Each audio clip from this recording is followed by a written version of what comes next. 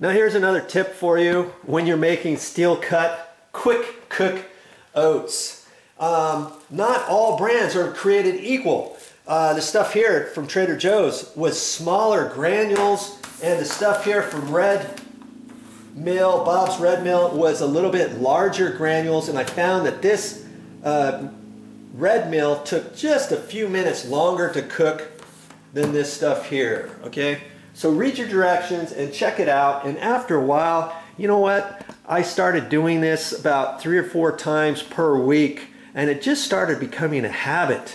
Each morning, get that ready, and while that was cooking, I would get all my different ingredients ready to put in my bowl, and by that time, it was almost ready to eat.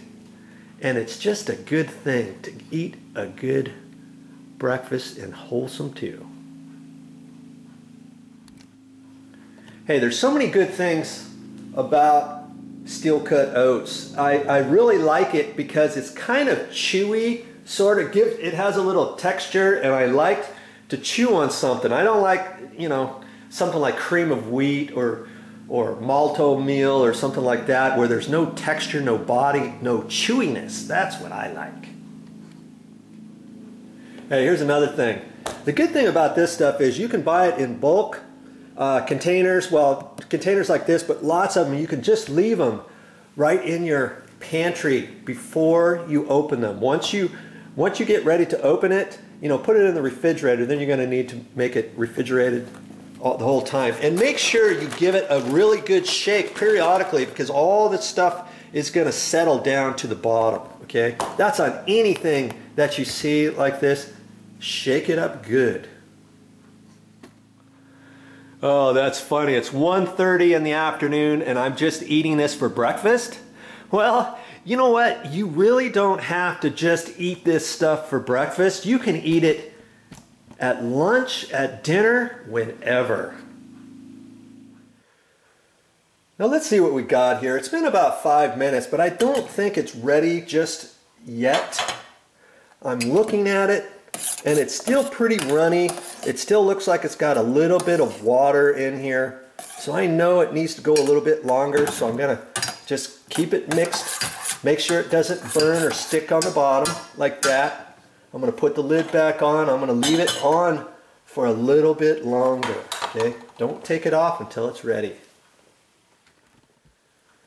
Okay, I haven't lifted this lid for a few more minutes. Let's see what we got here. Okay, that's looking nice. See there? That's the consistency you want. Something that's just barely not sticking to the bottom. Okay? Now, some directions tell you to let it set for a minute or so before you eat. Well, phooey on that. Oh, you know what? Make sure when you take this off the burner, don't get in trouble, okay? Make sure you turn it off, because you might forget to do that. You got to get it all the way turned off, okay? All right, let's take this over here. Chef Joe.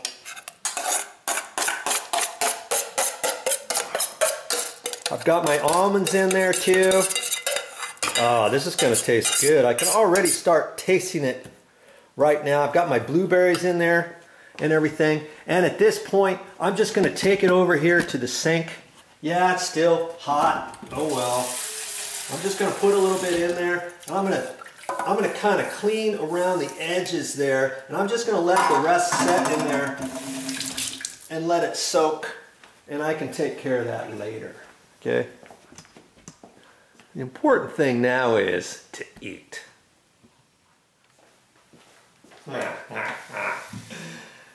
If I had a banana right now, I'd put the whole entire thing in here, and I would do that before I even put that on there, and that would give me a lot more good stuff too, you know?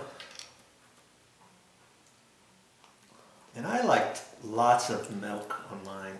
I'll put that much, but then I'll take more later and put more on there. Yeah, doesn't that look good?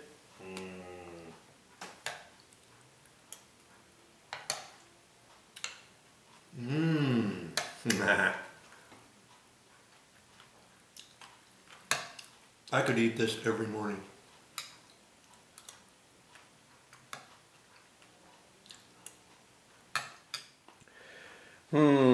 What am I going to talk about next time? Well, maybe we'll talk about what is in this Ziploc bag that looks like water.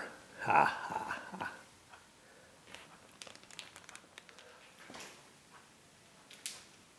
Yes, let's just see what happens to this, shall we? After we put it in the freezer.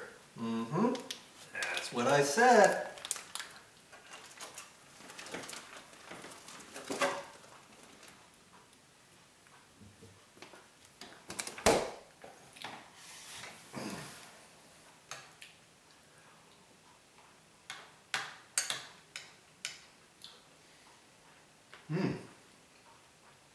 That's all I have time for, but I'll be back with more videos.